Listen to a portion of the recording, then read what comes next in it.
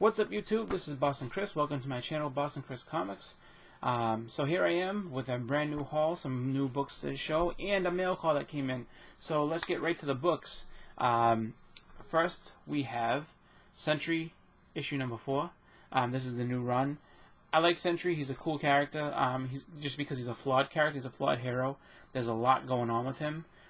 Between him and his alter ego, the Void, because he's schizophrenic. So, you know, he's got all types of issues going on. But it makes it a really intriguing character because he's so powerful that, you know, he just got, you know, to be a force to be reckoned with. And while he's, you know, regular Sentry, he's nervous about using his powers because he doesn't want to hurt anybody. And then when he flips into the Void, he's like, you know, just out of control.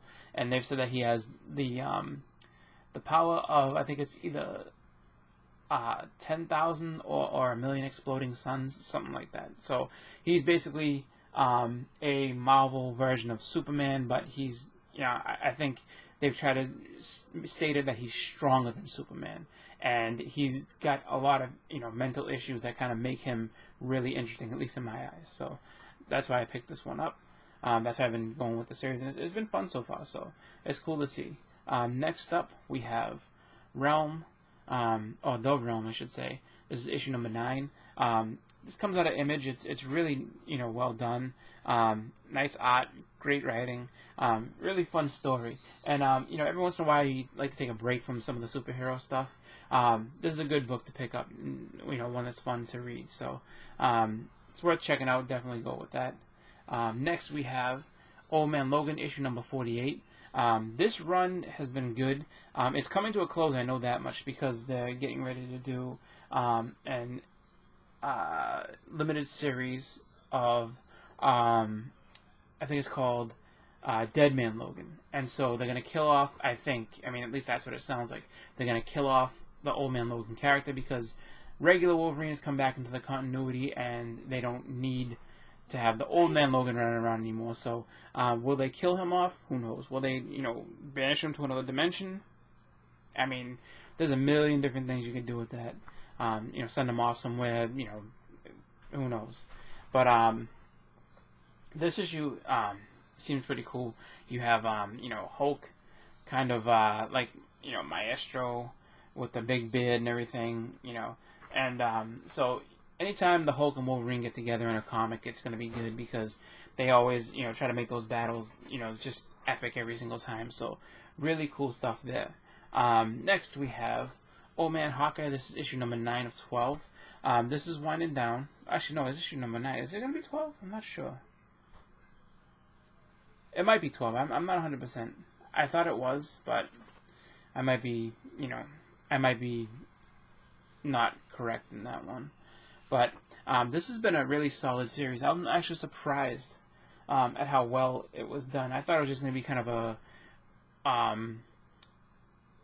don't know, kind of piggyback off of the Old Man Logan, you know, story that was in, you know, the Wolverine comics years back. But it's its own standalone thing, and it's really, really well done.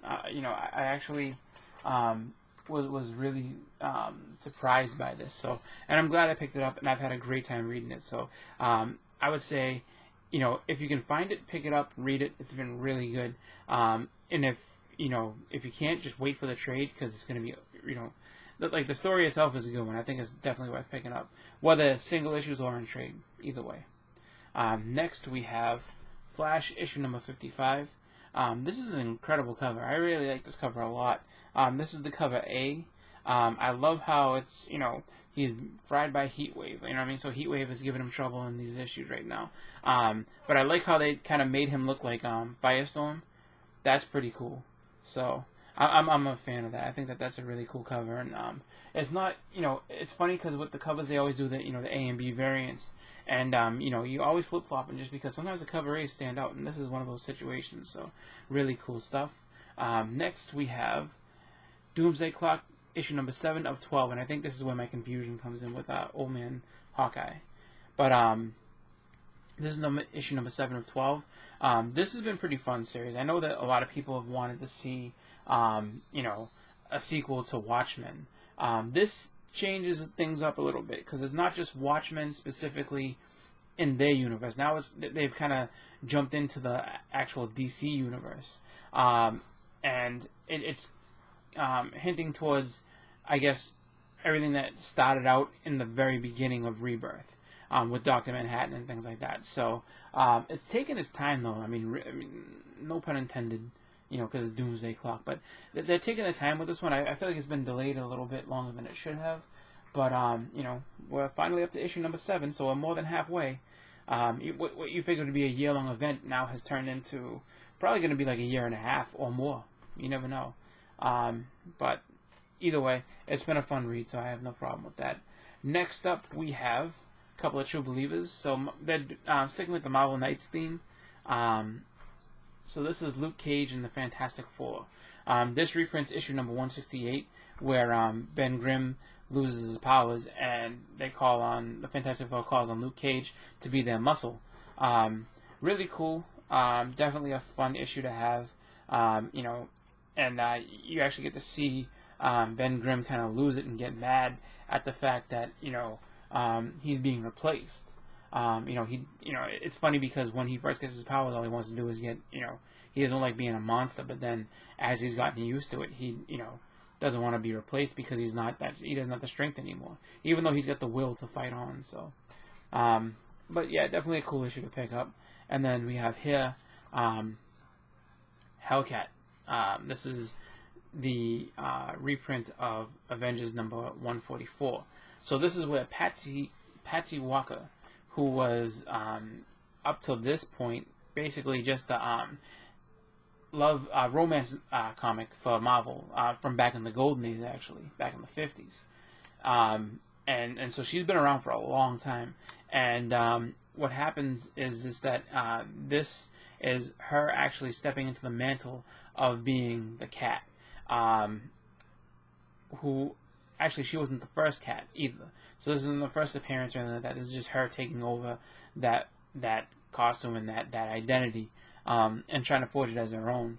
The actual original Cat, ends up being in her own series. That's the first appearance of the Cat as a character in her own series. Is a mini issues 1 through 5, and the funny part with this, or the really good part with this one, is that so this book was edited by Marv Wolfman. Marv Wolfman's a really good writer, and in this he goes ahead and he really gives you a lot of background as to like what goes on with the story, how they got to this point, and pointing out a lot of the different issues. So if you're, I guess, kind of just in the dark about this, because I know a lot of the True Believers books that people are picking up for the first time, but they might know other characters. So, like I said, Patsy is not the first Cat. The actual first person to be known as the Cat ends up turning into Tigra later on.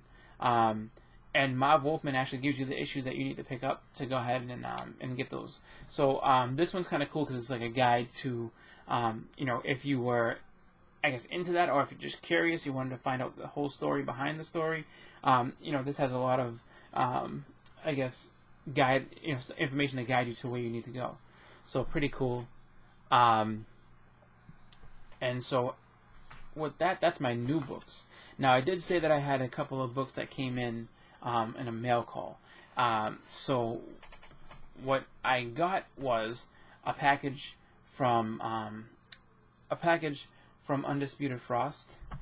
He had gone ahead and was going to send me one of my books from my last year's 2017 top 10 list.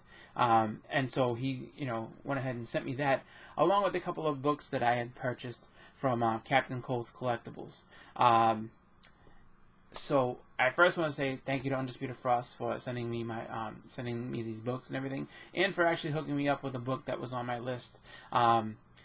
He had heard when I was talking with him about this last year and just kind of going over my list. I told him that I was having a hard time trying to find this book, and he was like, just went ahead and was like, yeah, I have that one. I can actually send that over to you, no problem. So that was really cool, and that's one of the things that I really do like about this comic community, is that you have a lot of people that will, be able to either guide you into finding books that you are looking to pick up. Some people have them, and out of their own kindness, they'll go ahead and send it to you if they want to for free. And other times, just like Captain Cold, he had come across some books, and he was like, "Yeah, I'm looking to sell these." And I was like, "I'd like to pick these up because they're books I want to have." So, really cool part about being within this group and this community of people.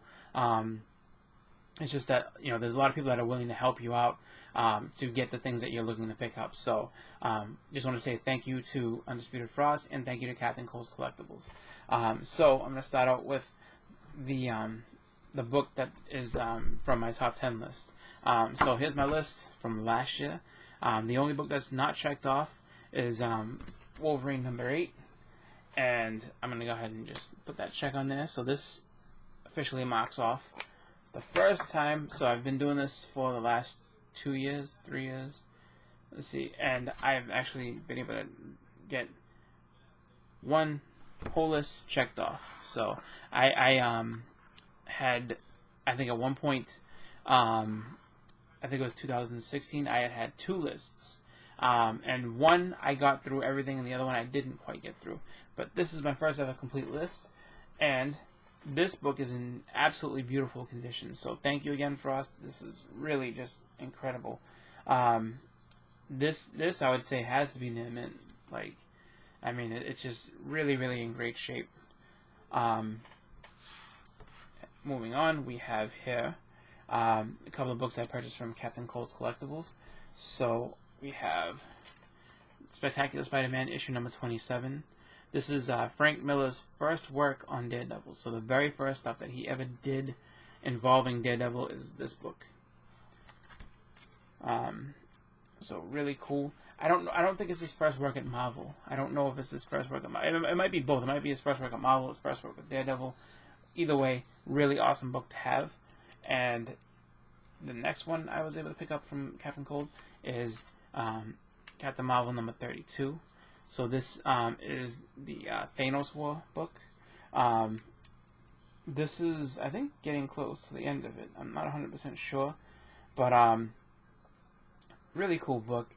You have a picture with appearance with Thanos here. You have Drax also in there, and the Skrulls. At least it looks like this. Let's see, Marvel beset by demons. Well, it look kind of like Skrulls to me. I don't know. But yeah, this is a good book. This one definitely older, definitely been read and everything like that a lot because you can see the little rip in the cover there, and some spine ticks, and it looks like a little bit of water damage on the cover. But you know what though, still a good book to have, and definitely an awesome hookup from Captain Cold. So with that, that has been my haul. So I want to thank you guys all for watching. Again, this has been Boston Chris. Everybody have yourself a great day. Happy collecting. I'm out.